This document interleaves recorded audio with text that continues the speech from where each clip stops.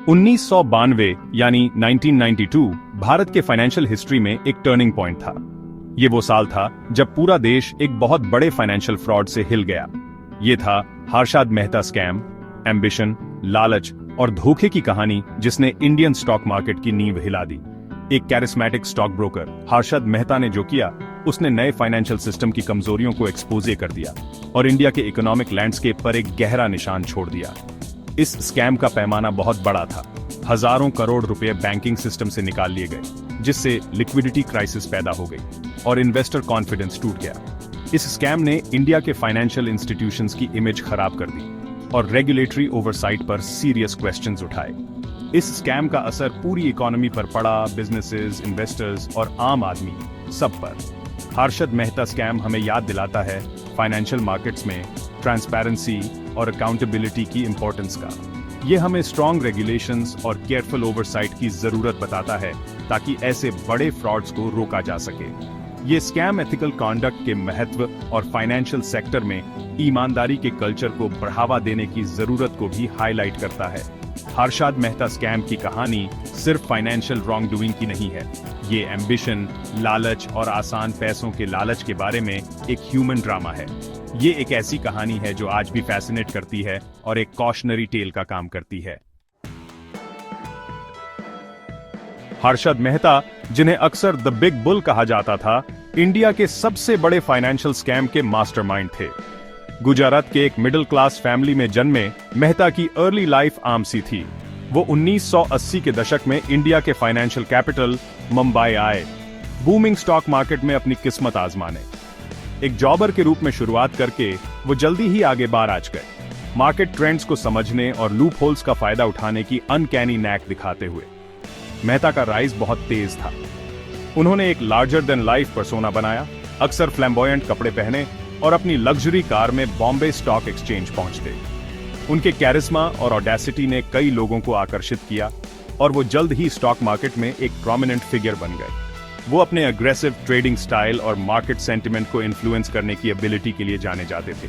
मेहता की शुरुआती सक्सेस का कारण मार्केट डायनामिक्स की उनकी शार्प अंडरस्टैंडिंग और अंडरवैल्यूड स्टॉक्स को आइडेंटिफाई करने की उनकी एबिलिटी थी। उन्होंने वैल्यू इन्वेस्टिंग की वकालत की, इन्वेस्टर्स को स्ट्रॉन्ग फंडामेंटल्स वाली कंपनीज पर फोकस करने के लिए कहा, लेकिन उनकी एम्बिशन जल्द ही उनकी एथिकल बाउंड्रीज से आगे निकल गई और वो मार्केट मैनिपुलेशन की गंदी दुनिया में चले गए।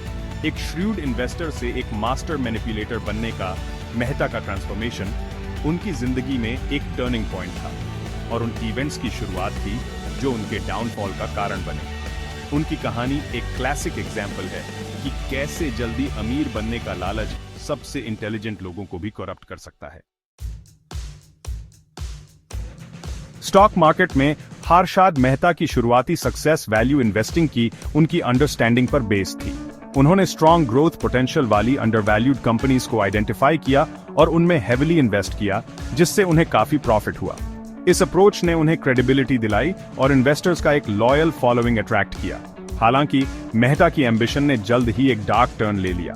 उन्हें एहसास हुआ कि वो मार्केट प्राइसेस को मैनिपुलेट करके और भी ज्यादा प्रॉफिट कमा सकते हैं। उन्होंने कुछ स्टॉक्स के प्राइसेस को आर्टिफिशियली इन्फ्लेट करने के लिए ड्यूबियस टैक्टिक्स का इस्तेमाल करना शुरू कर दिया, जिससे एक बुल रन क्रिएट हुआ, जिससे उन्हें और उनके एसोसिएट्स को फायदा हुआ। उनकी की स्ट्रैटेजीज में से एक बैंकिंग सिस्टम के लूप होल्स का फायदा उठाना था। उन्होंने बैंक से बड़ी रकम सिक्योर करने के लिए बैंक रिसीट्स और रेडी फॉरवर्ड डील्स वाली ट्रांजैक्शंस का एक कॉम्प्लेक्स वेब इस्तेमाल किया। फिर इस पैसे को स्टॉक मार्केट में डाल दिया जाता था ताकि सिलेक्ट स्टॉक्स के प्राइसेस बढ़ाए जा सकें। मेहता के मार्केट मैनिपुलेशन ने स्टॉक मार्केट में एक स्पेक्युलेटिव बबल क्रिएट कर दिया। इन्वेस्टर्स जल्दी अमीर बनने के लालच में आकर अपनी सेविंग्स मार्केट में लगाने लगे, जिससे आर्टिफिशियल बूम और बाय आ गया। हालांकि ये बबल धोखे की नींव पर बना था और इसका फूटना तय था। स्टॉक मार्केट को मैनिपुलेट करने का हर्षद मेहता का एलैबोरेट स्कीम फाइनेंशियल सिस्टम के कई प्लेयर्स की मिलीभगत के बिना पॉसिबल नहीं होता। बैंक्स, ब्रोकर्स और दूसरे फाइनेंशियल इंस्टीट्यूशंस उनके धोखे के जाल में फंस गए, या तो लापरवाही से या एक्टिव कल्यूजन से। मेहता ने उस समय के लैक्स रेगुलेटरी एनवायरनमेंट और बैंकिंग प्रोसीजर्स के लूप होल्स का फायदा उठाया। उन्होंने बैंक रिसीट्स बनाई और उनका इस्तेमाल बैंक से फंड सिक्योर करने के लिए किया। जिसे उन्होंने स्टॉक मार्केट में डाइवर्ट कर दिया। उन्होंने गवर्नमेंट सिक्योरिटीज को कोलैटरल के तौर पर रखकर बैंक से फंड्स ऑब्टेन करने के लिए रेडी फॉरवर्ड डील्स, एक शॉर्ट टर्म लेंडिंग मैकेनिज्म का भी इस्तेमाल किया। कई बैंक्स हाई रिटर्न्स के लालच में मेहता की ड्यूबियस प्रैक्टिसेस से आंखें फेर लेते थे। बैंक ऑफिशियल्स ने एलिजिडली उनके ट्रांजैक्शंस को फैसिलिटेट करने के बदले में रिश्वत और फेवर्स एक्सेप्ट किए। ब्रोकर्स और दूसरे इंटरमीडियरीज ने भी इस स्कैम में रोल प्ले किया, मेहता की इलीगल एक्टिविटीज के लिए कॉन्डुइट्स का काम किया। हर्षद मेहता स्कैम ने इंडिया के फाइनेंशियल सिस्टम की सिस्टेमिक वीकनेसेस को एक्सपोज कर दिया।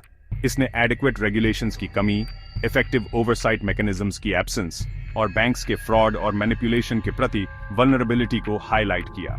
ये scam comprehensive financial sector reforms की जरूरत के लिए एक वेकअप कॉल था।